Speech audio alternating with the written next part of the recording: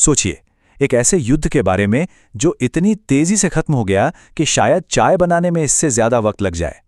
जी हां, आज हम इतिहास के एक ऐसे ही, कह सकते हैं, अनोखे पन्ने को पलटने वाले हैं। सिर्फ 38 मिनट। अब 38 मिनट में क्या होता है, कोई ऑफिस पहुंच जाता है या शायद अपना कोई पसंदीदा टीवी शो देख लेता है। पर क्या इतने से वक्त में एक पूरा का पूरा युद्ध लड़ा जा सकता है, और जीता भी? सुनने में भले ही अजीब लगे, पर यह कोई मजाक नहीं है। 27 अगस्त 1896, ये वो तारीख है जब इतिहास में सच में ऐसा हुआ था। हाँ, सिर्फ 38 मिनट। तो सवाल यही उठता है कि आखिर कोई जंग सिर्फ 38 मिनट में खत्म कैसे हो सकती है? इसका जवाब जानने के लिए हमें थोड़ा सा समय में पीछे चलना होगा। तो सबसे पहले सेक्शन 1, 38 मिनट में एक युद्ध, मतलब इस सवाल को ही पहले समझते हैं। देखिए, इस 38 मिनट की कहानी को अगर समझना है तो हमें उस वक्त की दुनिया को समझना होगा। सेक्शन 2, साम्राज्य बनाम सल्तनत। यहां हम बात कर रहे हैं असमान शक्ति की।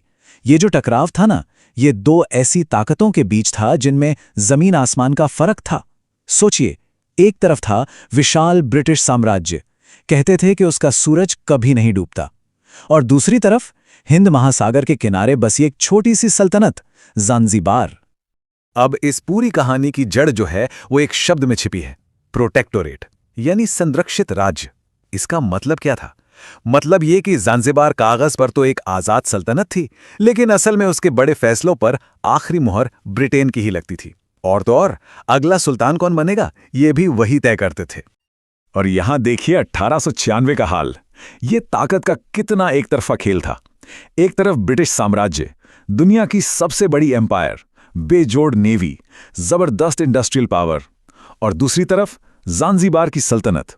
हाँ, एक जरूरी ट्रेड हब था, पर सेना के नाम पर एक जहाज HMS ग्लासगो और महल की सुरक्षा के लिए करीब 2800 गार्ड। मतलब कोई मुकाबला ही नहीं था। पर ज़ांज़ीबार शायद इसी सच को आजमाना चाहता था।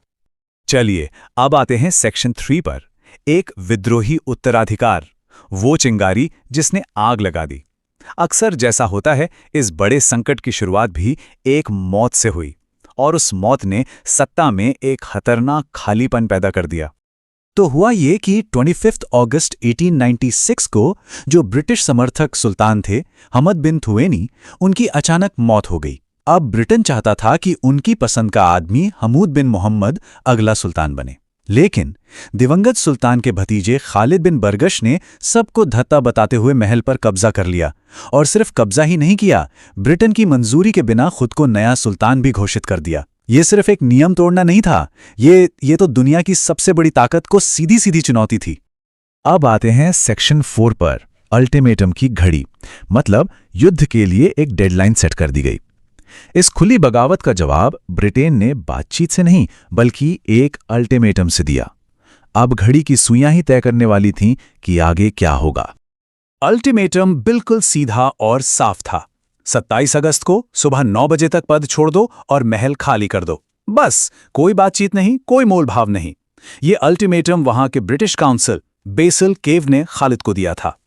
और फिर वो 38 मिनट शुरू हुए। देखिए कैसे। सुबह 9:02 पर ब्रिटिश युद्धपोतों ने सुल्तान के महल पर बमबारी शुरू कर दी। सिर्फ 3 मिनट बाद 9:05 पर ज़ांज़ीबार का वो अकेला युद्धपोत HHS ग्लासगो समंदर में डूब गया। 9:30 तक महल जलता हुआ एक खंडर बन चुका था, और ठीक 9:40 पर महल का झंडा नीचे गिरा दिया गया। खालिद की सेना ने सरेंडर कर दिया। युद्ध खत्म। आखिरी सेक्शन 5, इतिहास का फुटनोट, यानी इस युद्ध की कीमत और इसका नतीजा क्या रहा। युद्ध तो खत्म हो गया था, लेकिन इसके बाद जो हुआ वो बगावत की कीमत के बारे में एक बहुत ही कड़वी सच्चाई बताता है। ये जो नुकसान हुआ वो कितना एक तरफा था, इसका अंदाजा इन आंकड़ों से लगाइए। ज़ांज़ीबार की तरफ करीब 500 लोग मारे गए या घायल हुए, उनका एक जहाज भी डूब गया। और ग्रेट ब्रिटेन की तरफ सिर्फ एक सैनिक घायल हुआ। 0 मौतें, 0 जहाज का नुकसान, बिल्कुल एक तरफा तबाही। तो इसके फौरन बाद हुआ क्या? सबसे पहले सुल्तान खालिद ने भागकर जर्मन दूतावास में शरण ली। दूसरा, अंग्रेजों ने फौरन अपनी पसंद के उम्मीदवार हमूद बिन मोहम्मद को नया सुल्तान बना दिया। और तीसरा और सबसे अहम, इस घटना ने यह साबित कर दिया कि ब्रिटेन की ताकत कितनी ज्यादा है और ज़ांज़ीबार की आज़ादी का जो थोड़ा बहुत दिखावा बचा था वो भी दशकों के लिए खत्म हो गया। तो आखिर में ये सवाल बचता है, कौन सी छोटी छोटी घटनाएं दुनिया की बड़ी बड़ी कहानियों को आकार देती हैं? ये एंग्लो ज़ांज़ीबार युद्ध अक्सर इतिहास में एक मज़ेदार किस्से की तरह याद किया जाता है। अरे वो युद्ध जो 38 मिनट में ख़त्म हो गया। लेकिन ये हमें एक बहुत गहरी बात याद दिलाता है। ये बताता है कि कैसे इतिहास के ये छोटे छोटे फुटनोट भी हमें सत्ता, साम्राज्य और सिर्फ एक गलत फैसले की भारी भरकम कीमत के बारे में एक बहुत बड़ी सच्चाई बता जाते हैं।